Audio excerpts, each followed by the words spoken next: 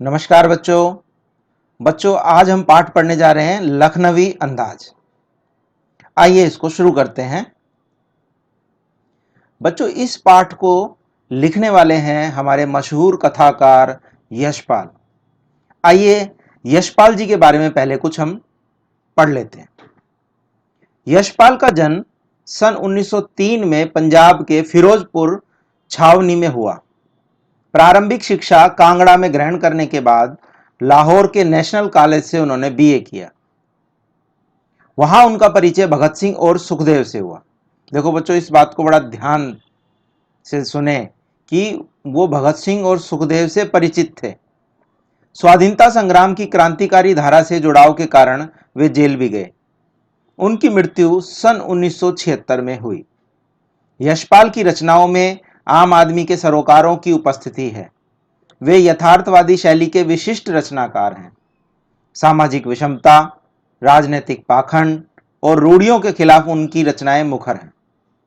उनकी कहानी संग्रहों में ज्ञानदान, तर्क का तूफान, पिंजरे की उड़ान, वादुलिया, फूलों का कुर्ता उल्लेखनीय है। उनका झूठा सच उपन्यास भारत विभाजन की त्रासदी का मार्मिक दस्तावेज है। अमिता, दिव्या, पार्टी कामरेड, दादा कामरेड, मेरी तेरी उसकी बात उनके अन्य प्रमुख उपन्यास हैं। भाषा की स्वाभाविकता और सजीवता उनकी रचनागत विशेषता है। बच्चों यूं तो यशपाल ने लखनवी अंदाज व्यंग यह साबित करने के लिए लिखा था कि बिना कथ्य के कहानी नहीं लिखी जा सकती, परंतु एक स्वतंत्र रचना के रूप में इस रचना को पढ़ा जा सकता है। यशपाल उस पतनशील सामंती वर्ग पर कटाक्ष करते हैं जो वास्तविकता से बेखबर एक बनावटी जीवन शैली का आदी है। कहना न होगा कि आज के समय में भी ऐसी परजीवी संस्कृति को देखा जा सकता है। बच्चों मैंने आपको पहले भी बताया था हमारे हिंदी गद्य की कई विधाएं हैं। उनमें से एक विधा है व्यंग। तो आपका जो ये पाठ है लखनवी अंदाज ये व्यंग शैली में लिखा हुआ है। आइए फिर इसको हम पढ़ते हैं। मुफस्सिल की पैसेंजर ट्रेन चल पड़ने की उतावली में फुंकार रही थी। मुफस्सिल मतलब कि किसी केंद्रीय नगर के इर्द गिर्द का स्थान, और उसकी जो है पैसेंजर ट्रेन जो है चलने के लिए तैयार खड़ी थी और आवाज दे रही थी। आराम से सेकंड क्लास में जाने के लिए दाम अधिक लगते हैं। दूर तो जाना नहीं था, भीड़ से बचकर एकांत में नई कहानी के संबंध में सोच सकने और खिड़की से प्राकृतिक दृश्य देख सकने के लिए टिकट सेकंड क्लास का ही ले लिया। गाड़ी छूट रही थी। सेकंड क्लास के एक छोटे डिब्बे को खाली समझकर जरा दौड़कर उसमें चढ़ गए। अनुमान के प्रतिकूल डिब्बा निर्जन नहीं था, मतलब ऐसा उन्होंने अनुमान नहीं लगाया था, उसके विपरीत हो गया। अब डिब्बा जो है बिल्कुल खाली नहीं था। एक बर्थ पर लखनऊ की नवाबी नस्ल के एक सफेद पोश सज्जन बहुत सुविधा से पालथी मारे बैठे थे। सामने दो ताजे चिकने खीरे तौलिए पर रखे थे। डिब्बे में हमारे सहसा कूद जाने से, सहसा मतलब अचानक आ जाने से सज्जन की आंखों में एकांत चिंतन में विघ्न का असंतोष दिखाई दिया। मतलब उनकी एकांत में वो आ गए, अचानक से कोई विघ्न बन के आ गए और एक असंतोष सा दिखाई दिया उनकी आंखों में। सोचा हो सकता है यह भी कहानी के लिए सूझ की चिंता में हो, या खीरे जैसी अपदार्थ वस्तु का शौक करते देखे जाने के संकोच में हो। नवाब साहब ने संगति के लिए उत्साह नहीं दिखाया कि भाई पूरे डिब्बे में दो ही व्यक्ति हों, और फिर भी बातचीत के लिए कोई उत्साह नहीं दिखाया। हमने भी उनके सामने की बर्थ पर बैठकर आत्मसम्मान में आंखें चुरा ली, मतलब आंखें फेर ली हमने भी, भाई हम भी क्यों उससे बात करें। ठाली बैठे कल्पना करते रहने की पुरानी आदत है, लेखक हैं। नवाब साहब की सुविधा और संकोच के कारण का अनुमान करने लगे, बैठे बैठे सोचने लगे। संभव है, क्या सोचा अब उन्होंने, कि नवाब साहब ने बिल्कुल अकेले यात्रा कर सकने के अनुमान में किफायत के विचार से है सेकंड क्लास का टिकट खरीद लिया होगा। किफायत का मतलब कि कम पैसे में। और अब गवारा ना हो कि शहर का कोई सफेद पोश उन्हें मंजिले दर्जे में सफर करता देखे। अकेले सफर का वक्त काटने के लिए ही खीरे खरीदे होंगे, और अब किसी सफेद पोश के सामने खीरा कैसे खाएं। ये सब लेखक जो है ना अनुमान लगा रहा है। हम कनखियों से नवाब साहब की ओर देख रहे थे। नवाब साहब कुछ देर गाड़ी की खिड़की से बाहर देखकर स्थिति पर गौर करते रहे। ओह, नवाब साहब ने सहसा हमें संबोधन किया। आदाब अर्ज जनाब, खीरे का शौक फरमाएंगे। नवाब साहब का सहसा भाव परिवर्तन अच्छा नहीं लगा। भांप लिया, आप शराफत का गुमान बनाए रखने के लिए हमें भी मामूली लोगों की हरकत में लथेड़ लेना चाहते हैं। जवाब दिया, शुक्रिया, किबला शौक फरमाएं। कि मतलब आप अपना जो है खुद ही शौक फरमाएं अपने खीरों का। नवाब साहब ने फिर एक पल खिड़की से बाहर देखकर गौर किया और दृढ़ निश्चय से खीरों के नीचे रखा तौलिया झाड़कर सामने बिछा लिया। सीट के नीचे से लोटा उठाकर दोनों खीरों को खिड़की से बाहर धोया और तौलिए से पोंछ लिया। जेब से चाकू निकाला, दोनों खीरों के सिर काटे और उन्हें गोद कर झाग निकाला। इस पूरे जैसे खीरे को काटा जाता है और उसको झाग निकाला जाता है, आप सभी जानते हैं। फिर खीरों को बहुत एहतियात से, मतलब सावधानी पूर्वक छीलकर फांकों को करीने से तौलिए पर सजाते गए।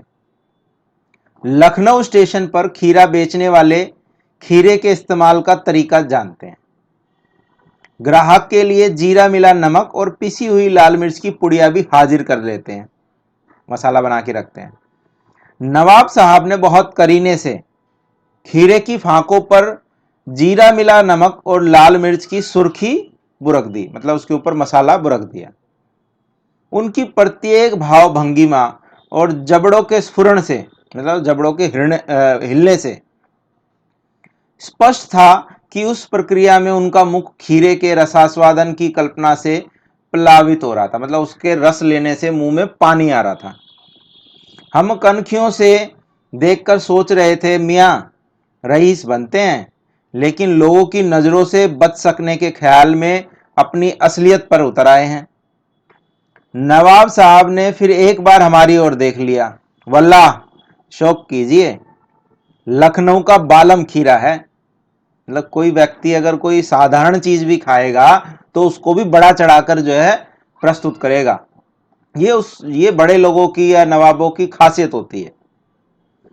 नमक मिर्च छिड़क दिए जाने से ताजे खीरे की पनियाती फांके देखकर पानी मुंह में जरूर आ रहा था, लेकिन इनकार कर चुके थे।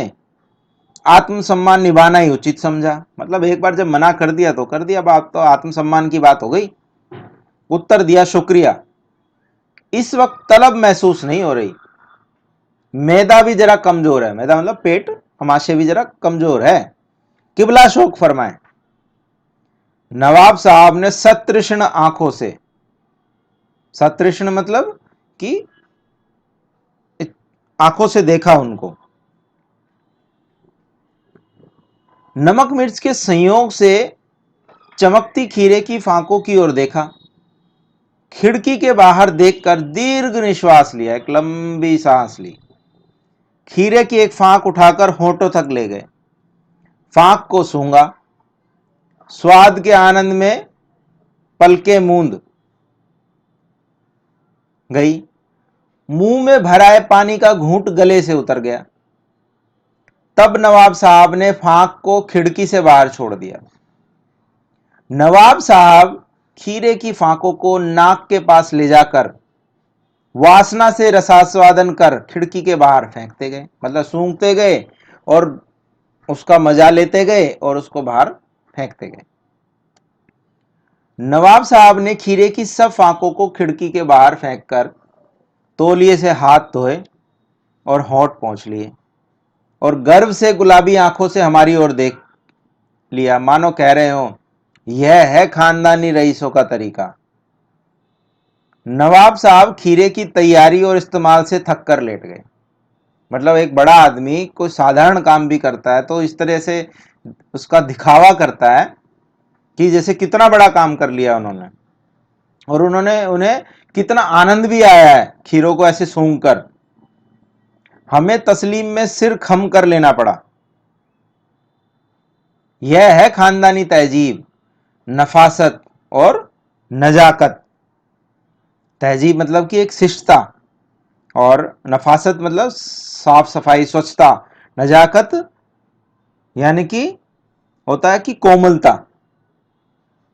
हम गौर कर रहे थे खीरा इस्तेमाल करने के इस तरीके को खीरे की सुगंध और स्वाद की कल्पना से संतुष्ट होने का सूक्ष्म, नफीस या एब्स्ट्रैक्ट तरीका जरूर कहा जा सकता है, मतलब एक अनोखा तरीका। परंतु क्या ऐसे तरीके से उदर की तृप्ति भी हो सकती है? मतलब क्या इससे पेट भी भर सकता है? नवाब साहब की ओर से भरे पेट के ऊंचे डकार का शब्द सुनाई दिया, और नवाब साहब ने हमारी ओर देखकर कह दिया, खीरा लजीज होता है, लेकिन होता है शकील, यानी कि आसानी से जो ना पचे, ना मुराद मैदे पर बोझ डाल देता है, यानी कि पेट पर ज्यादा बोझ डाल देता है। ज्ञान चक्षु खुल गए, मतलब हमारी तो आंखें खुल गई ज्ञान से। पहचाना, ये है नई कहानी के लेखक। खीरे की सुगंध और स्वाद की कल्पना से पेट भर जाने का डकार आ सकता है तो बिना विचार, घटना और पात्रों के लेखक की इच्छा मात्र से नई कहानी क्यों नहीं बन सकती? अब हमारे जो लेखक हैं यशपाल जी, उन्होंने कहानी तो लिखी इस मतलब से थी कि बिना कथ्य के कहानी नहीं लिखी जा सकती, लेकिन उस समय के जो नई कहानीकार थे वो बिना किसी कठना, बिना बिना किसी कथानक के जो है कहानी पे कहानी लिखे जा रहे थे। तो उनके ऊपर एक व्यंग करते हुए उन्होंने ये लखनवी अंदाज जो है एक व्यंग लिखा है। बच्चों आइए देखते हैं अब इसके अभ्यास प्रश्न। पहला प्रश्न है कि लेखक को नवाब साहब के किन हाव भावों से महसूस हुआ कि वे उनसे बातचीत करने के लिए तनिक भी उत्सुक नहीं है। जब लेखक सेकंड क्लास के उसी डिब्बे में घुसा जिसमें नवाब साहब जो है बर्थ पर पालती मारे बैठे थे, तो लेखक के इस प्रकार आ जाने से नवाब साहब की आंखों में जो है एक असंतोष दिखाई दिया था। नवाब साहब ने लेखक की संगति के लिए भी कोई उत्साह नहीं दिखाया था। अब नवाब साहब ट्रेन की खिड़की से बाहर देखकर सारी स्थिति पर गौर करते जान पड़ रहे थे। उनके इन सब भावों से महसूस हुआ कि लेखक से बातचीत के लिए वो जरा भी उत्सुक नहीं है। दूसरा प्रश्न है, नवाब साहब ने बहुत ही यत्न से खीरा काटा, नमक मिर्च बुरका, अंततः सूंघ कर ही खिड़की से बाहर फेंक दिया। उन्होंने ऐसा क्यों किया होगा? उनका ऐसा करना उनके कैसे स्वभाव को इंगित करता है? देखो बच्चों, नवाबों के मन में अपनी नवाबी की धाक जमाने की एक बात रहती है। मैंने आपको बताया बड़े लोग जो होते हैं वो अपने एक साधारण काम को भी बड़े तरीके से बड़ा चढ़ाकर बताते हैं। एक उनके अंदर हमेशा एक अपनी नवाबी को दिखाने की तलब लगी रहती है। इसलिए वो क्या करते हैं, वो हमारे समाज के तौर तरीकों को ठुकराते हैं अपने आप को अलग दिखाने के लिए, और नए नए तरीके ढूंढते हैं जिससे कि वो हमसे अलग दिखाई दें और जिससे उनकी जो है अमीरी प्रकट हो। नवाब साहब अकेले में बैठे बैठे खीरे खाने की तैयारी कर रहे थे, परंतु लेखक को सामने देखकर उन्हें भी अपने नवाबी दिखाने का अवसर मिल गया। उन्होंने दुनिया की रीत से हटकर खीरे को सूंघा और बाहर फेंक दिया। एक मतलब अलग तरीका, जैसे आम लोग खीरे को खाते हैं, अपने आप को आम लोगों से अलग दिखाने के लिए उन्होंने खीरे को ना खाकर उसको सूंघ कर ही फेंक दिया। इस प्रकार उन्होंने लेखक के मन पर अपनी अमीरी की धाक जमाने की कोशिश की है। यही उनका स्वभाव जो है वो दर्शाता है। तीसरा है कि बिना विचार, घटना और पात्रों के भी क्या कहानी लिखी जा सकती है? यशपाल के इस विचार से आप कहां तक सहमत हैं? मैं यशपाल के विचारों से सहमत हूं। बिना घटना, बिना पात्र और बिना विचार के कहानी नहीं लिखी जा सकती। कहानी का अर्थ है कि उसके अंदर क्या घटित हुआ, लेखक क्या कहना चाहता है, उसका उद्देश्य क्या है। तो बिना किसी उद्देश्य के, बिना किसी घटना के, बिना किसी कथानक के, बिना किसी पात्र के तो कोई कहानी हो ही नहीं सकती। चौथा प्रश्न है, आप इस निबंध को और क्या नाम देना चाहेंगे? कई नाम हो सकते हैं इसमें। झूठी शान, बनावटी जिंदगी या दिखावटी जिंदगी, नवाबी शान, कई नाम हम बच्चों इसमें दे सकते हैं। बच्चों, ये पाठ हमने पढ़ा लखनवी अंदाज, ये व्यंग था। आशा करता हूं आपको ये समझ में आया होगा। धन्यवाद।